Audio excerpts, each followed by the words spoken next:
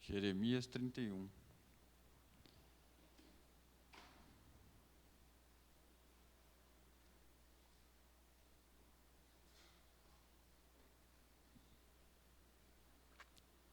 Amém?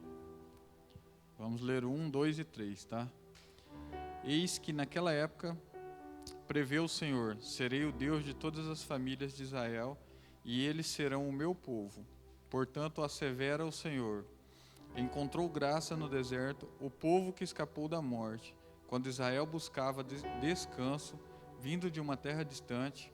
O Senhor apareceu a Israel assegurando: com amor eterno te amei, com amor leal te atraí para mim mesmo. Somente até aí. Vamos orar. Deus, graças te damos, Pai, pois o Senhor tem nos sustentado, Deus. Deus, e agora nós oramos pela mensagem, Pai, que a mensagem seja propagada, Deus, não pela minha boca, Deus, mas pela sua, Pai. Que o seu próprio Espírito, Deus, leve a mensagem aos corações que aqui estão, Pai. Deus, que aqueles que venham receber essa mensagem posteriormente, Deus, que venham entender e compreender essa mensagem, Pai. Deus, e que o seu nome seja exaltado, Pai. Somente o seu nome seja exaltado, Deus. Que nada seja para nós, para o homem, mas que tudo seja para a sua honra e para a sua glória, Pai. É o que oramos e agradecemos em nome de Jesus. Amém.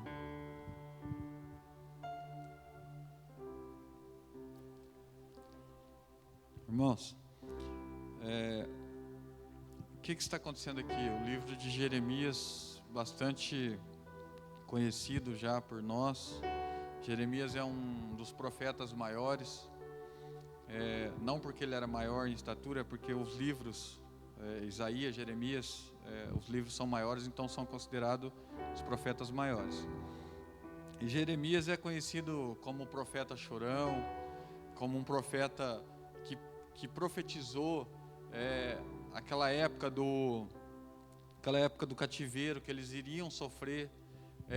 Jeremias foi quem combateu os falsos profetas que profetizavam contra o que ele estava profetizando. E Jeremias, a gente vê que ele era um homem que verdadeiramente amava a Deus. A vida dele foi completamente devota para Deus. E Jeremias, ele está vivendo exatamente no momento do cativeiro babilônico. Exatamente aquele momento em que Nabucodonosor invade a terra de Judá para levar aquele povo cativo, a qual Deus já vinha dando várias e várias mensagens, vários e vários alertas para que esse povo se arrependesse, senão o cativeiro viria. E de fato, Jeremias ele começa a profetizar que o cativeiro estava bem próximo, e ele profetiza com precisão até o tempo que iria durar esse cativeiro, que seria 70 anos. Mas o povo não acreditando nele, o povo não querendo crer nele, eles preferiram crer em outros falsos profetas que diziam que não, Deus havia se arrependido e o cativeiro duraria apenas 2 anos. Mas ao contrário disso, Jeremias ele continua firme, ele continua pregando, e a gente vê um tempo muito sombrio, um tempo muito, na verdade, até esse capítulo, até antes do capítulo 30 ali, mais ou menos, ainda eu pelo menos na minha ótica, eu ainda vejo o livro de Jeremias muito sombrio, muito assustador, porque o que Deus iria fazer, ele iria fazer e ponto, ele não retrocede. Só que a partir do capítulo 30, 31 em diante, ele começa a dar esperança para aquele povo. Esse povo, ainda que eles estavam vivendo no meio daquele cativeiro, e ainda que aqueles que foram cativos, já mais velhos, com certeza não voltariam, porque quem foi cativo com 70 anos, com certeza ia morrer no cativeiro. Mas no meio de todo esse caos, ainda Deus mandava uma mensagem para Jeremias de esperança, uma mensagem a qual talvez não serviria para essa geração, mas a mensagem é que Deus continuaria fiel e que Deus restauraria esse povo. Tendo então esse pano de fundo, que é o caos, esse nevoeiro de caos, uma terra sendo assolada, sendo invadida, se você se aprofundar, você vai ver que tem histórias bem sombrias entre mãe e filhos e parentes e irmãos.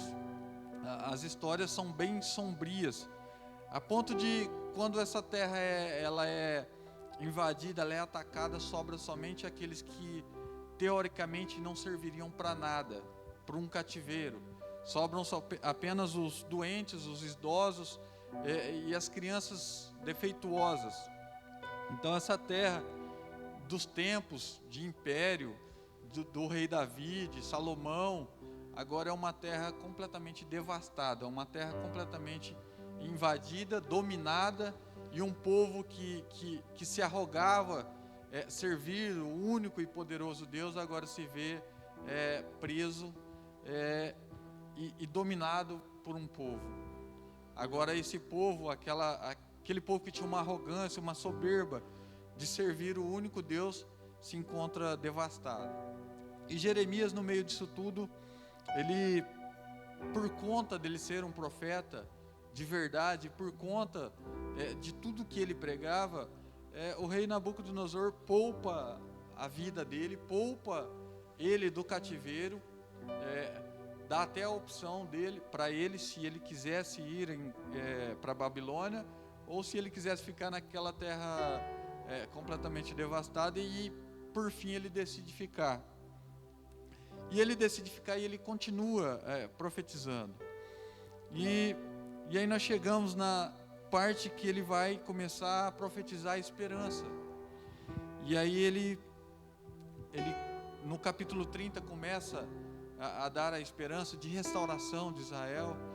E no capítulo 31 a gente já começa com esses 3 versículos em que Deus já manda ele profetizar como que é o amor de Deus.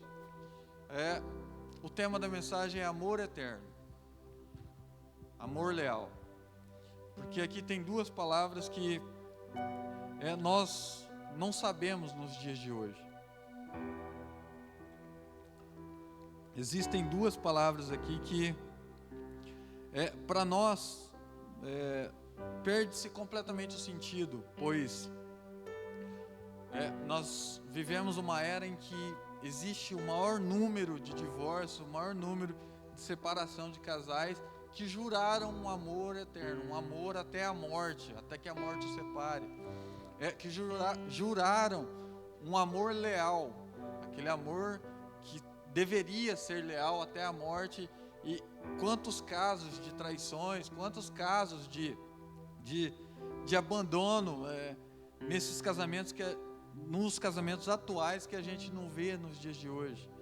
Quantas juras de amor que se ouve, que se faz, principalmente quando a gente é mais jovem, e essas juras de amor que a gente acha que está amando para o resto da vida, e essas juras de amor, elas se desmancham, elas se desfazem.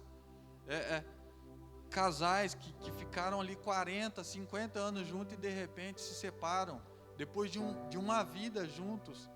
E a gente vê isso nos dias de hoje.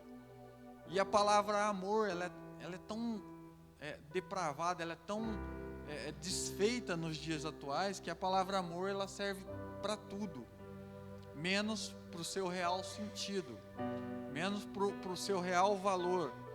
E eu fiquei meditando justamente nesse versículo 3, onde ele fala: vindo de uma terra distante, o Senhor apareceu a Israel, assegurando, Deus está assegurando, com amor eterno te amei, com amor leal te atraí para mim mesmo. Irmãos, esse versículo aqui nós não precisávamos de mais nada da Bíblia. Esse versículo deveria pelo menos ser o suficiente para nós, pois essa é a base pela qual vivemos. Nós, que muitas vezes vivemos aqui em uma comunidade e falamos tanto em amor, pregamos tanto em amor, e de repente talvez uma pisada de calo no nosso calo, a gente já fica ali, e a ira já sobe, e aquele amor que pelo menos a gente deveria ter, já se vai imediatamente, e a gente já é tomado por uma raiva, por um rancor, por uma angústia. E nós não conhecemos verdadeiramente o amor de Deus. Nós até achamos que conhecemos esse amor de Deus, pois quando somos assolados, e eu quero ressaltar aqui, o irmão Demir, que foi diagnosticado com essa doença terrível, e ele aqui sorrindo, ele aqui com alegria, falando que se nada der certo aqui nessa terra, a gente se encontra na próxima. Isso é verdadeiramente amar a Deus. No meio desse caos, igual Jeremias estava, igual o irmão Demir está, o irmão pai da Leia está, no meio desse caos, desse fim de mundo para eles não perderam a esperança, eles não perderam o amor de Deus, eles continuam zelosos pelo amor de Deus, no meio de toda essa oportunidade de talvez perder as suas vidas. No meio de tudo isso, eles ainda sorriem e ainda dizem que se nada der certo aqui, a gente se encontra na próxima.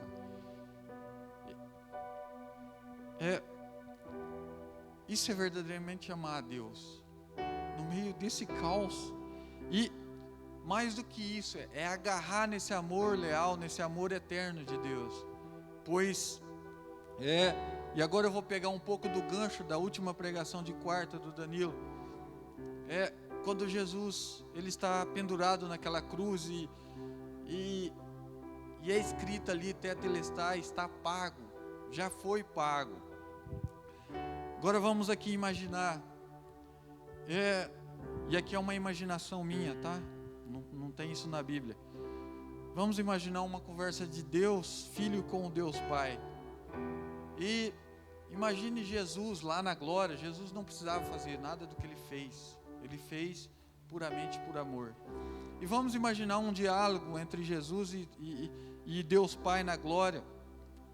E Deus falando, Deus Pai, minha ira tem que ser saciada. Minha ira, ela tem que ser sanada. A humanidade, ela não faz nada além do que pecar. Lá em Romanos 3 vai dizer que todos, absolutamente todos pecaram e destituídos da glória de Deus estão. Estes somos nós. Ali não é uma descrição de um dos judeus, é de todos. É uma descrição nossa. Nós não fazemos nada extraordinário além de pecar. Essa é a nossa vida. Nós somos pecadores condenados. Certo? Nós estamos em uma situação de condenados. E Jesus olha para essa situação e eu imagino Jesus perguntando para o Deus Pai, qual que é o custo? Qual que é o preço?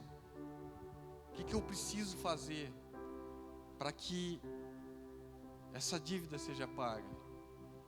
Obviamente ele já sabia o custo. E aí imagina Deus Pai falando, não, a conta é alta, a conta é muito alta, a conta é impagável. Imagina se nos tempos antigos, da antiga aliança, a carnificina que não era para cobrir pecado. Praticamente quando você ia no templo, era basicamente um matador a céu aberto o tempo todo, matando animais, para fazer sacrifício, numa tentativa de cobrir e perdoar os nossos pecados. E Jesus falando, me traga a conta. E Deus Pai, a conta é alta, me traga a conta, me traga a dívida. Traz a dívida desse povo. E aí eu imagino Deus Pai trazendo a conta. Diferente de que, imagina se um jovem, vou pausar a história um pouquinho. Imagina um jovem e ele se apaixona por uma menina e eles vão fortalecendo o relacionamento e eles se casam. E a partir do primeiro ano ele começa a tremer diante das intempéries da vida. Ele começa a se tremer do tanto de contas que ele tem que arcar para sustentar agora uma família, do tanto de dívidas que ele tem que fazer para que haja um sustento da sua família. o tanto que ele tem que trabalhar, e ele começa a se tremer. E aí, de repente, ele chega e fala: eu não achei que era assim, eu achei que era mais fácil, eu achei que era mais leve. E, diferentemente de um jovem ou de qualquer um de nós, que somos homens, pecadores, Jesus, na hora que ele pega aquela conta, ele não treme. Ele fala: isso, essa é a dívida desde o nascimento deles. Imagina você agora com sua dívida, desde o nascimento até a sua morte. E Jesus dizendo para o Pai: essa é a dívida desde o nascimento até a morte. É isso aqui que eu tenho que pagar? Então tá bom, me dá que eu vou pagar. E quando eu vejo nos dias de hoje pessoas que ou se alegam, pessoas muito boas, ou alegam mais ainda, mais grave ainda, que não precisam de um Deus, de um Salvador, é aí que eu me preocupo mais, porque essa pessoa não sabe nem o tanto que ela está perdida. E ainda assim Jesus pagou por essa pessoa também. Jesus pagou por todos nós. E ele, sem tremer, como qualquer um de nós tremeria, ele pega e ele segue para a cruz. E quando a Bíblia vai dizer aqui: com amor eterno te amei, não é uma coisa passageira, não é uma coisa que ele começou a te amar a partir do momento que você nasceu. Não, a Bíblia vai dizer que ele nos ama desde a eternidade. Ele nos conheceu antes de nós nascermos. Ele te amou. Lá em Efésios vai dizer que ele nos amou quando nós ainda estávamos mortos em delitos e pecados. Sabe aquela situação? Eu me lembro muito da situação a qual eu cheguei aqui. Eu cheguei numa situação tão deplorável aqui, 2018. Cheguei numa situação tão deplorável, humanamente falando, que praticamente nem minha família queria andar ou estar comigo. Era uma situação a qual ninguém queria estar associado à minha imagem. Mas Jesus, ele se assentou ao meu lado. Jesus, ele esteve comigo. E Jesus, ele disse para mim: foi pago já. Você está perdoado. Não há mais condenação. O que foi feito está pago. Não está sendo pago. Não está parcelado no cartão. Não foi feito no cheque. Está pago. Foi completamente pago. E a gente fica atribulado com os fatos dos dias, principalmente dos nossos dias. Os dias estão tão corridos. A gente sequer pensa no problema do próximo, porque a gente está tão cheio de problemas, e tão atribulado, e tão corrido, que a gente sequer para e pensa no que foi feito por nós. E aquele sorriso do irmão Demir mexeu muito comigo, pois diante de uma situação grave assim, muitos de nós provavelmente surtaríamos, alguns tomariam algumas providências definitivas e finais, mas ele não. Vamos para a guerra, se tudo der certo, ok, e se não der, nós estamos na próxima vida juntos. E nós não pensamos nisso. Nós não pensamos nesse amor. Nós não pensamos o quanto somos amados. Muito por conta da banalidade que é o amor hoje. Por isso que eu sou um pouco cauteloso nesse Jesus te ama. Jesus te ama, mas você sabe disso. Você entende isso. Você sabe a gravidade disso. Jesus te ama. Desde a eternidade. E aí a gente vai Não, tá bom, se Jesus me ama, se já está pago, se já foi tudo feito, ok, eu vou viver minha vida. No final da vida eu vou para o céu e acabou. Só que não é bem assim. O que foi feito, está pago, não tem como retroceder. E glória a Deus, nós estamos livres.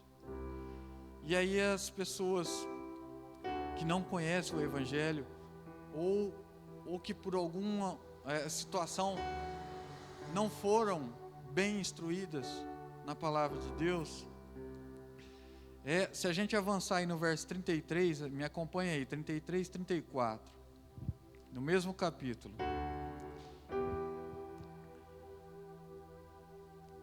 É a continuação da esperança. Eis no entanto, 33, eis no entanto a aliança que celebrarei com a comunidade de Israel. Passado aqueles dias, afirma o Senhor, registrarei o conteúdo da minha lei na mente deles e escreverei no mais íntimo dos seus sentimentos. Algumas versões vai estar do seu coração. Aliás, próximo já tem os corações também. No mais íntimo dos seus sentimentos e dos seus corações. Assim serei de fato o Deus deles e eles serão o meu povo. Ninguém mais terá necessidade de orientar o seu próximo, nem seu irmão pregando.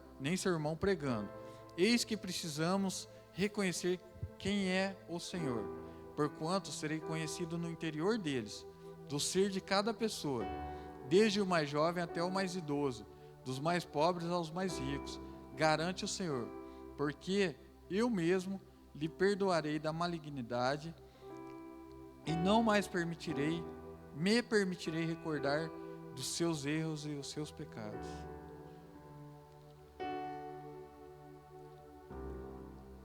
Irmãos, eu vou trazendo uma linguagem bem simples para vocês entenderem. Quando a gente é salvo, e o benefício nosso é a salvação. Muito provavelmente nossa vida vai ser atribulada, vai ser luta, vai ser guerra, sai de um problema, entra no outro, e a nossa vida vai ser assim. A vida do cristão é assim. Isso não é nada de novo para nós, não é nada estranho para nós. E aí as pessoas falam, mas como você aguenta, como que suporta essas pressões, como que suporta as tentações, como que vocês aguentam, você é cristão, como que você espera uma recompensa somente pela fé, sendo que nós temos um mundo para usufruir de todos os deleites e pecados que nós podemos pensar, imaginar e executar. Como que vocês aguentam, cristão? Como? Primeiro que a gente, quando a gente começa a pensar que Ele nos amou com amor eterno, a gente já se abala. E aí, olha o que Ele faz com nós, com todo cristão. Ele instala a lei não mais em pedras. Ele instala a lei não mais na Torá, não mais nos 10 mandamentos. Ele instala a lei no seu e no meu coração, na sua e na minha mente.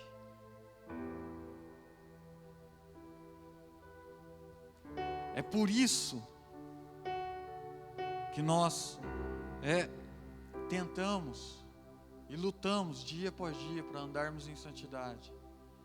É por isso que nós não nos sentimos super poderosos. Na verdade, nós somos muito mais fracos do que pensamos.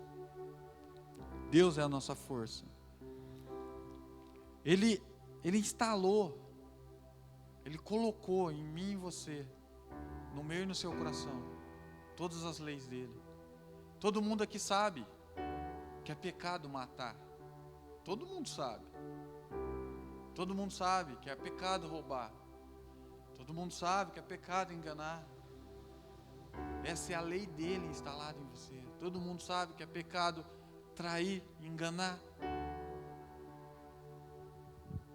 Ele colocou a lei dele no meu e no seu coração.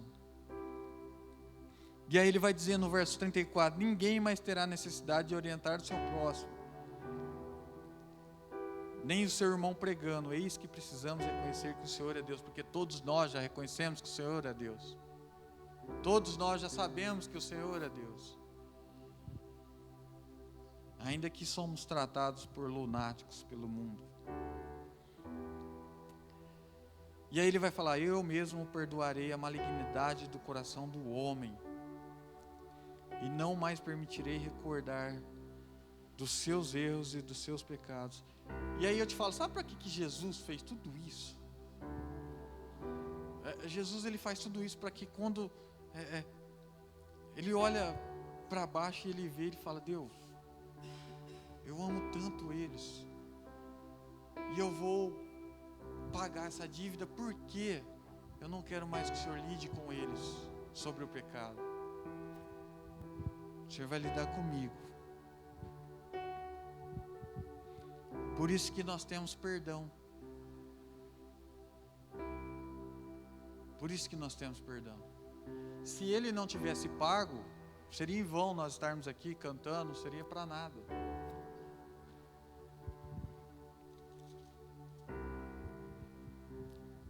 Com amor eterno te amei, e com amor leal te atraí para mim mesmo.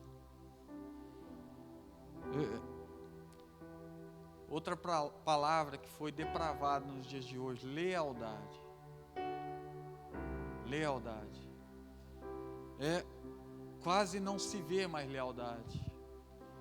A gente vê uma certa lealdade até certo ponto.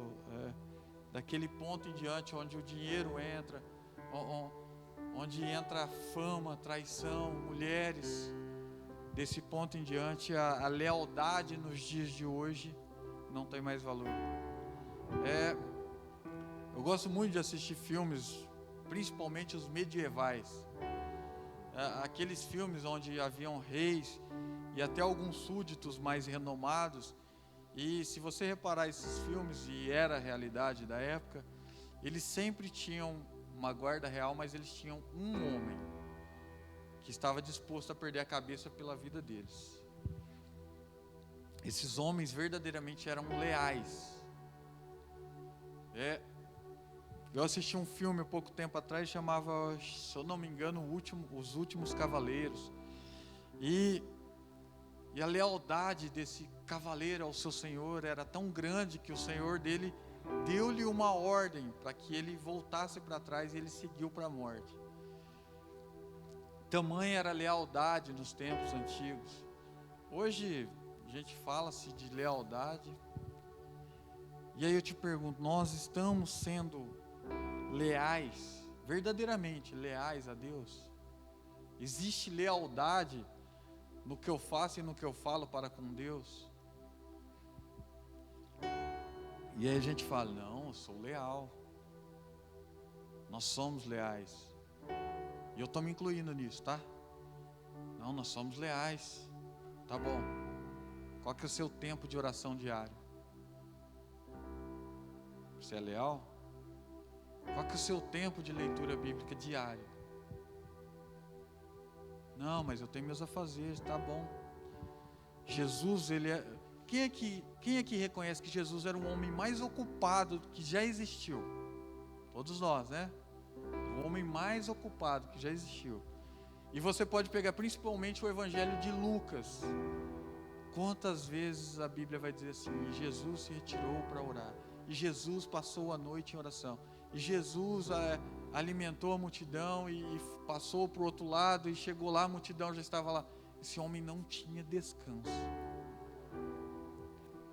Portanto, a nossa lealdade para com Deus está sendo afetada nos dias de hoje por preguiça, redes sociais, falta de tempo. Uma vez eu ouvi um pregador pregando, não foi aqui não, e os irmãos da igreja dele falaram que não tinha tempo, que acordava muito cedo e dormia muito tarde, não tinha esse tempo para orar. E a resposta dele foi fenomenal: dorme menos, dorme 1 hora por noite. Você não pode, é melhor que você perca o sono do que perca a sua vida, sua comunhão, sua lealdade para com Deus. Nós nós não estamos sendo leais a Deus. Verdadeiramente não. Nós não temos lealdade para com Deus. E a Bíblia vai dizer que Ele nos amou com amor leal. E nos amou com amor eterno. Irmão, glória a Deus por Jesus, senão nós estávamos perdidos. Ele nos deu esperança. E quando eu digo que tudo é sobre Jesus, nada aqui é sobre nós. Uma vez eu ouvi, vocês devem ter ouvido aí, tem um pregador famoso dizendo que nós somos o ponto fraco de Jesus. Misericórdia. Jesus não tem ponto fraco. Nós somos meros mortais. Pô, a Bíblia nos compara a pó. Nós somos pó. Nós somos nada. O que você faz com pó?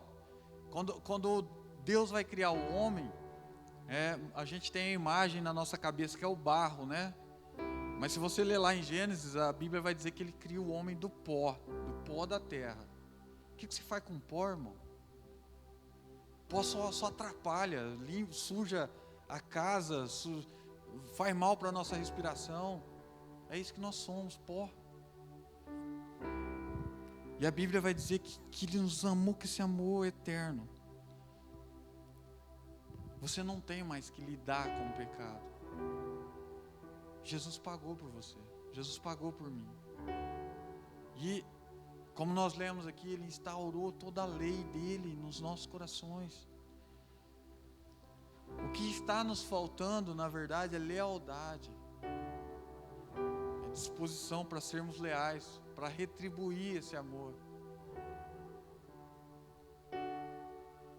Nós, muitas vezes, nos tempos de política, quantas vezes nós não abrimos mão dos nossos tempos, do nosso tempo e dos nossos afazeres para nos dedicarmos à política, entender e saber, quando isso não vai mudar nada para nós.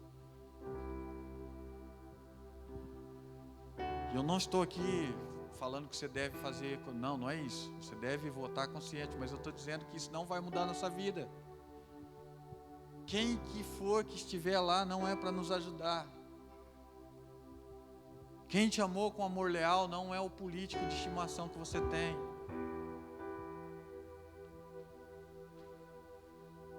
E eu não sou contra a política, na verdade eu gosto muito de política. Eu só estou dizendo que isso não vai resolver a nossa vida. Não vai. Quem vai resolver a nossa vida é Deus. Nós devemos, irmãos, o irmão Dermir foi um exemplo. Nós devemos encarar os problemas da vida e continuar seguindo, é isso. Eu não vou te trazer aqui uma mensagem que amanhã você vai ser próximo, não vai.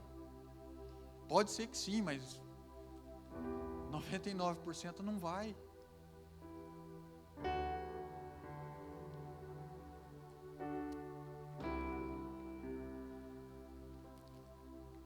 E aí eu te pergunto, você entende esse amor eterno? Você entende o que foi feito lá na eternidade para que você estivesse aqui? Para que nós estivéssemos sentados aqui, confortáveis, no ar-condicionado, em cadeiras confortáveis. Vocês lembram como era a pregação nos tempos antigos, né? Vocês lembram do jovem caindo do telhado lá, ouvindo Paulo? E na grande maioria das vezes, o pregador ficava sentado e os ouvintes em pé. Então,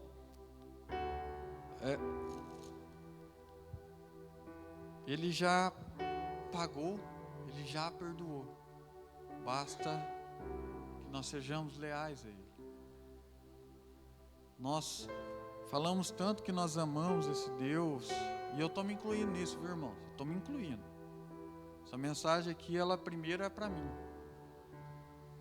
Nós falamos tanto de sermos leais a Deus, quando que no primeiro acontecimento do dia nós já nem lembramos mais de Deus.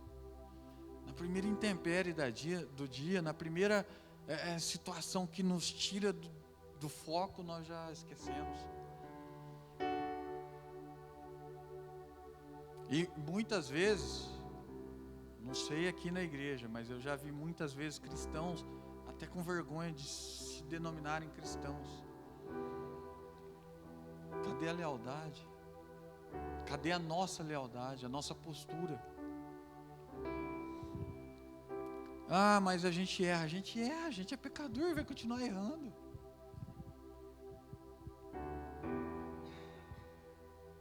A gente vai continuar errando. O que a gente não pode é ter uma vida de pecado, principalmente os imorais.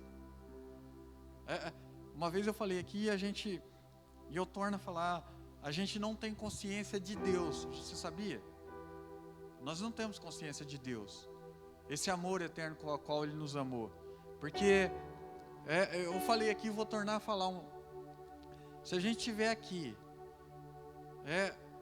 vocês teriam coragem de passar a novela das 9 da Globo aqui no telão? Todo mundo se escandalizaria. Ou uma imagem pornográfica? Aí é absurdo, é loucura. E por que quando a gente está sozinho, a gente faz certas coisas que não deveria? A gente não tem senso de presença de Deus. Pois, enquanto você está fazendo esses delitos e pecados, você acha que está sozinho. Mas você não está. E a gente não passa aqui no telão porque você não está sozinho. E aí quando você não tem o senso da presença de Deus,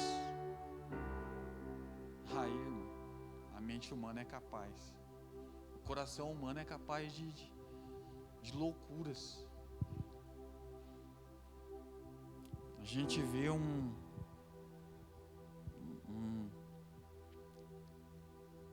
uma depravação tão grande com a palavra amor, enorme, gigante com a palavra amor.